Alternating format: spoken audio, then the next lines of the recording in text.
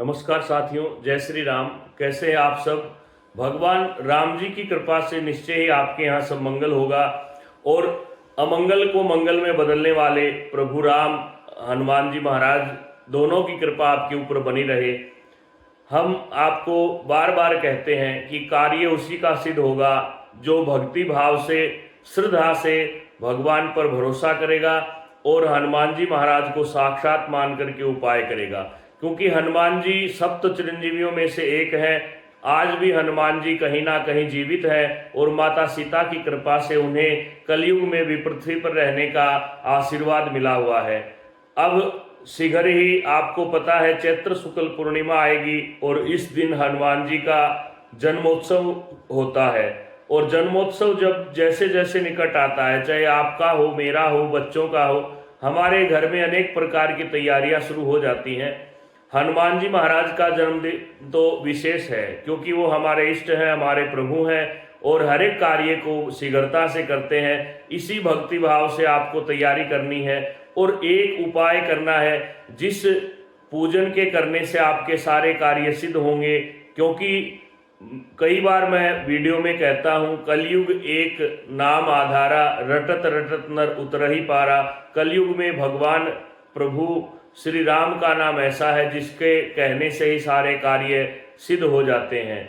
इसीलिए हमारे बुजुर्ग कहते हैं, राम से बड़ा राम का नाम। अर्थात राम के दर्शन आपको करने हैं तो राम का नाम लेना होगा। हनुमान जी तभी प्रसन्न होंगे जब आप उनके प्रभु का नाम लेंगे।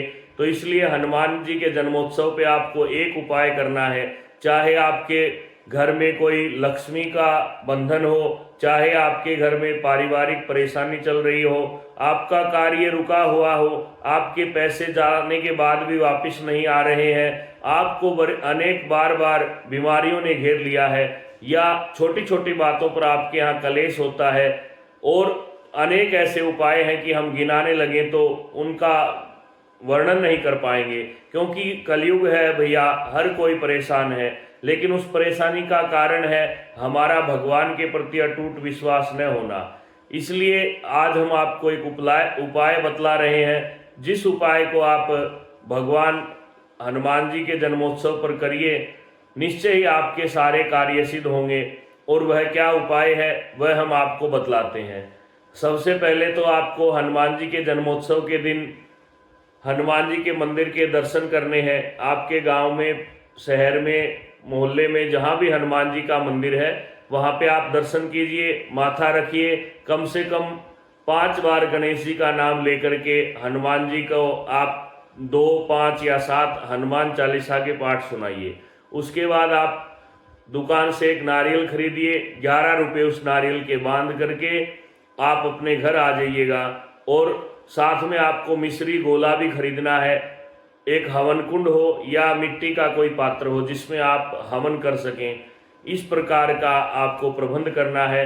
और आपको अपने घर में हनुमान जी का जैसा भी चित्र है उसी के सामने बैठ करके यह पूजन करना है। घर में अगर आपके पास तुलसी की माला है तो अच्छी बात है, नहीं है तो बाजार से 150 रुपये में आप खरीद लीजिए। रुद्राक्ष की माला भी ले सकते हैं। कोई भी माला हो, माला का आपको जप करना होगा और कौन से मंत्र का जप करना है, किस प्रकार से करना है, इसी विधि को हम बतलाएंगे। लेकिन बार बार आप व्हाट्सअप करते हैं, बहुत सी कुंडलियां आती हैं, समय कम रहता है, फिर भी हम आपको अच्छे से अच्छा देने का प्रयत्न करते हैं। इसलिए आप कभी भी ऐसा न सोचें कि हम आपसे नाराज हैं या हम आपकी बात का जवाब नहीं दे पा रहे। आपको सभी प्रश्नों का उत्तर मिलेगा। 2 दिन ज़्यादा लग सकते हैं। नवरात्र का समय बड़ा व्यस्त होता है, इसलिए आप कभी भी ये न सोचें कि शास्त्री जी आपको जवाब नहीं दे रहे। आप छोटे छोटे उपाय बार बार मत पूछा करें, वीडियो को देखते समय आप लिख लिया करें, और लिखने के साथ साथ आप उसका अभ्यास भी आपको हो जाता है कि क्या करना है, कैसे करना है। हनुमान जी की फोटो के सामने बैठ करके आपको माला लेकर के कम से कम 11 माला का जप करना है और उसके अंदर कौन सा मंत्र लेना है। देखिए, हनुमान जी कब प्रसन्न होते हैं, जब राम जी का नाम लिया जाता है। इसलिए आपको ओम हरां हरिं रामाय नमः, ओम हरां हरिं रामाय नमः। ओम ह्रां हरिं रामाय नमः। ओम ह्रां हरिं रामाय नमः।